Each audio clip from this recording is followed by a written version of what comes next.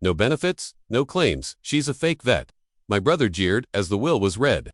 He didn't notice my lawyer had slipped the judge an unopened envelope. The judge's face went pale. Officers, seal this court immediately. My brother Mark's voice, dripping with theatrical pity, echoed in the silent courtroom. No benefits, no claims, she's a fake vet. He jeered, playing to the audience of our grieving family. I remained perfectly still, my hands folded on the table in front of me, refusing to give him the satisfaction of a reaction. I just watched as my lawyer, David, a man of few words but immense precision, rose without a sound. He didn't argue or object. He simply handed a single sealed manila envelope to the bailiff, who carried it to the judge's bench. The judge, a man who had seen every family drama imaginable, broke the unfamiliar red wax seal with an air of mild annoyance. His expression shifted instantly. He slid out a single sheet of paper, and as his eyes scanned the text, his professional mask didn't just crack, it shattered. The blood drained from his face, replaced by a look of profound shock that quickly hardened into alarm. His gaze darted up, past the lawyers, past my stunned family, and locked onto the two armed court officers stationed by the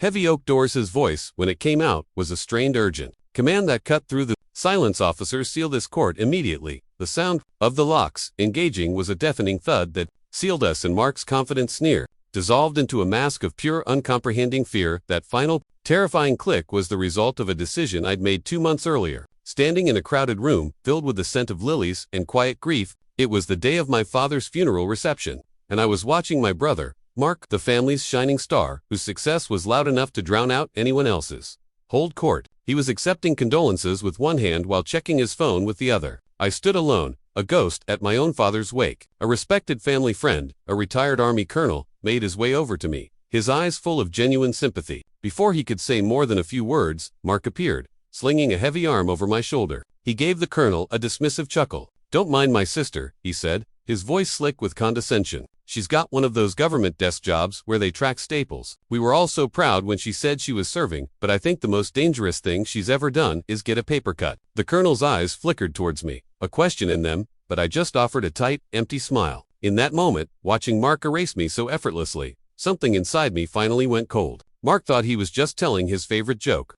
He had no idea he was slandering me on the record in a court of law. To understand why my lawyer's envelope contained more power than my father, Santeria State, you have to understand the two lives I was living. My family saw me as a story they had written themselves, a narrative of quiet disappointment. It began when I supposedly washed out of a prestigious PhD program, the official cover story for when I was recruited and began my training. To them, I had failed to launch, settling for a safe, boring, and utterly insignificant job as a policy analyst in Washington, D.C. They even had a nickname for me, one they thought I never heard. They called me the librarian, a title meant to capture my perceived mediocrity, my life spent in the quiet, dusty footnotes of my brother's brilliant, loud existence. This perception was never more clear than at our family dinners, which were less about family and more about celebrating Mark. I remember one night in particular, just a year before my father passed. Mark announced he'd closed a massive commercial real estate deal, and the room erupted. My father opened a bottle of champagne that I knew was ridiculously expensive, and the sound of the cork popping felt like a starting pistol for the parade of praise. Later, during a rare lull in the conversation, I tried to share a piece of my own news. I mentioned quietly that I had received a significant commendation at work. My mother, Carol, a woman whose entire world revolved around keeping my brother,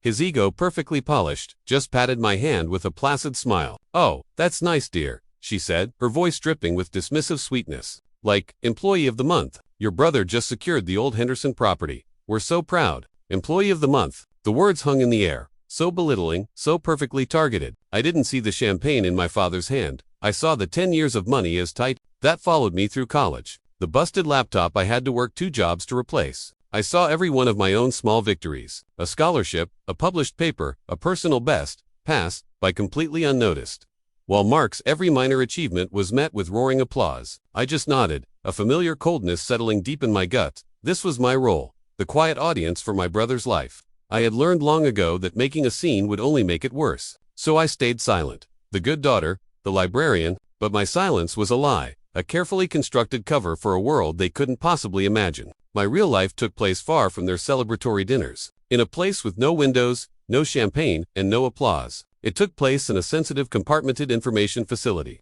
or SIF, a sterile concrete box where the only sound was the low, constant hum of servers processing secrets. I wasn't a policy analyst who tracked staples. I was a clandestine case officer for the Defense Intelligence Agency. My job wasn't boring. It was a constant crushing weight of responsibility, where a single mistake could mean the difference between life and death for people whose names I would never know. My handler was General Peterson, a man who had seen empires rise and fall and who didn't have time for nonsense. I remember a call with him that same week as the dinner. I was staring at a screen of complex signals intelligence, my heart pounding a steady, controlled rhythm in my chest. "General," I said, my voice low and even acid. "Codenamed Helios has confirmed the encryption key is compromised. We need to initiate Operation Blind Harvest immediately. The window is closing." There was no hesitation on the other end, no second guessing, just a calm, authoritative voice that held the weight of complete trust. "Your call, Echo 7, he said, using my operational call sign, my real name, Execute. In that world, my judgment wasn't just valued, it was relied upon.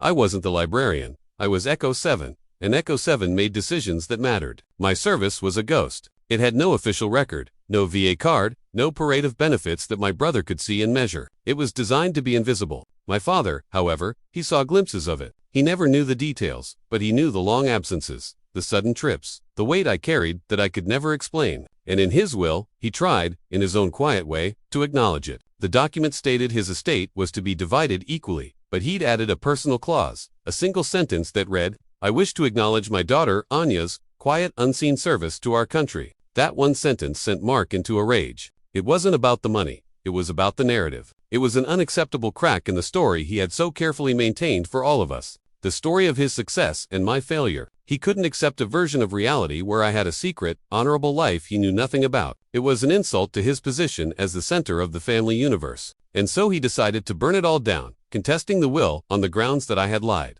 that I had manipulated our dying father with pathetic stories of fake valor to steal what was rightfully his. He was convinced I was a fraud. For a decade, my invisibility was my armor. It kept my operations secure and my country safe. But Mark was about to learn that the same system that erased my identity could also verify it with the force of a wrecking ball. He wanted a fight in a courtroom, so I decided to bring the full weight of the federal government with me. After receiving the formal notice that my brother was contesting the will, my first feeling wasn't sadness or even anger. It was a strange, cold clarity. For years, I had treated my family's dysfunction as an emotional problem, something to be endured or navigated with carefully chosen words. But Mark's legal challenge was different. This was a formal accusation, filed in a court of law. He had moved our private war onto a public battlefield, and that changed everything. This was no longer a family issue. It was an intelligence problem, and it required an operational solution. I made a call on a secure line to David Chen, a former JAG Corps lawyer who my agency kept on retainer for situations like this. I explained the goal to him in precise terms. We were not going to engage in an emotional debate. We would not argue about my character or try to appeal to the judge's sympathy. Our objective was to end the argument with a single irrefutable display of authority, a move so definitive that no further questions could be asked. It was a strategy I had used in the field dozens of times. Don't win the fight. Redefine the battlefield entirely. The plan we developed was methodical, built on a legal protocol so obscure that most lawyers don't even know it exists. The first step required immense patience. We would let Mark make his case. We needed him to stand up in court, under oath, and formally accuse me of lying about my service. His arrogance was the bait, and we knew he would take it. While he was preparing his insults, I was preparing the weapon. I logged into a secure government portal and submitted a formal request for a verification of service letter, a document that doesn't come from the Department of Defense, but from the Office of the Director of National Intelligence itself. The